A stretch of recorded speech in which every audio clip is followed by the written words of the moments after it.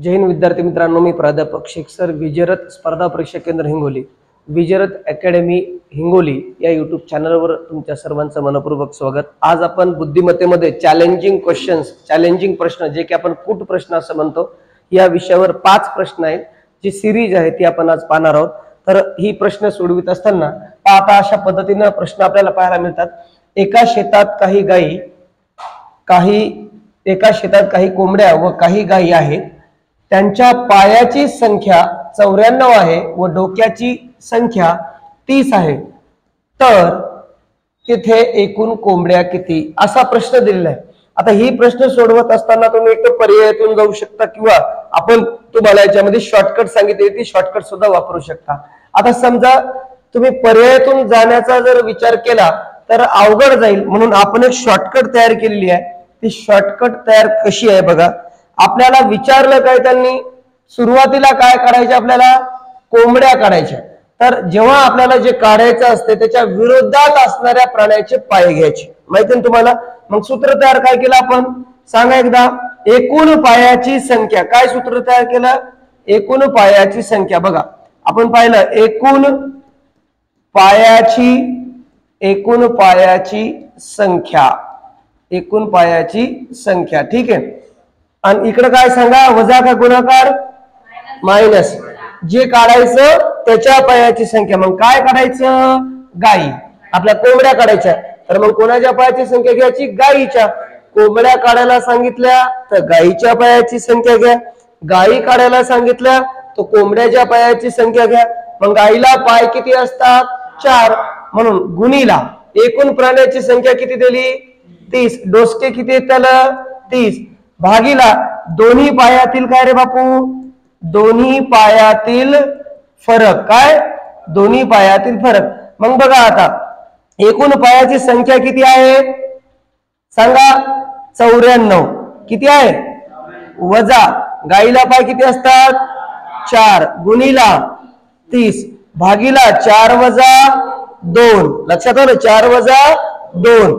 मग मला सांगा 94, आता कंचे भागून देवानुसार 4 त्रिक किती, 12, म्हणजे 120 वजा 94, आणि 4तून 2 गेले 2, डायरेक्ट केलं मी, ठीक आहे। चला 94 मधून 120 गेले, किती राहिले, म्हणजे 120 मधून 94 घाला बरं, किती राहिले, 26 भागीला किती, 2, बेक बे, बरोबर आहे। आणि बेक बे 4 6, उत्तर काय आलं, 13। हे पहा इथं उत्तर आहे त्याचं 13। अशा पद्धतीने या प्रश्नाचं उत्तर आपल्याला काढता येते मित्रांनो, आणि सगळी प्रश्न परीक्षेला आलेली असतात, म्हणून आपण ही सोडून घ्यायची, लिहून घ्यायचं, बघायचं। पहा एका परीक्षेत, दुसरा प्रश्न क्रमांक 2, एका परीक्षेत 35% विद्यार्थी गणितात नापास झाले, 40% विद्यार्थी इंग्रजीत नापास झाले आणि 10% विद्यार्थी दोन्ही विषयात नापास झाले, तर किती विद्यार्थी पास झाले। मग पहा, हे गणिताचे विद्यार्थी अधिक इंग्रजीचे विद्यार्थी वजा दोन्ही विषयातले विद्यार्थी। मग याला काय म्हणतो रे, की एका परीक्षेत 35% विद्यार्थी कशात नापास झाले, गणितात, ठीक आहे, अधिक इंग्रजीमध्ये किती टक्के, 40%, वजा दोन्ही विषयात किती टक्के, 10%।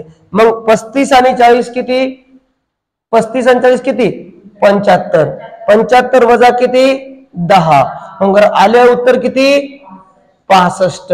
65 कशातून वजा करायचे, 100 मधून, मग 100 मधून 65 वजा करा, किती आलं उत्तर, 35% विद्यार्थी पास झाले। पर्यायात आहे का, ते पाहिजे, पहिला पर्याय, किती टक्के, 35% विद्यार्थी कशात पास झाले रे बाबांनो। पहा आता प्रश्न क्रमांक किती, 3, प्रश्न क्रमांक 3, प्रश्न दिसतोय सगळ्यांना, ओके। पहा एक व्यक्ती मंदिरात पूजेसाठी जात असताना त्याने प्रत्येक पायरीवर पायरीच्या क्रमांक इतकी, कशी, पायरीच्या क्रमांक इतकी फुले ठेवली, देवाला 7 फुले वाहिली, तरी सुद्धा त्याच्याकडे 7 फुले शिल्लक राहिली। जर मंदिराला 30 पायऱ्या असतील तर त्या व्यक्तीजवळ एकूण किती फुले होती, असा प्रश्न आहे, बरोबर आहे। मग आपण प्रश्न सोडू. पहा पायऱ्या किती आहेत रे? 30. आता तुम्हाला माहिती आहे नैसर्गिक संख्येच्या बेरजेचं सूत्र वापरायचं. काय सूत्र? नैसर्गिक संख्येच्या बेरजेचं n कंसात n अधिक 1/2.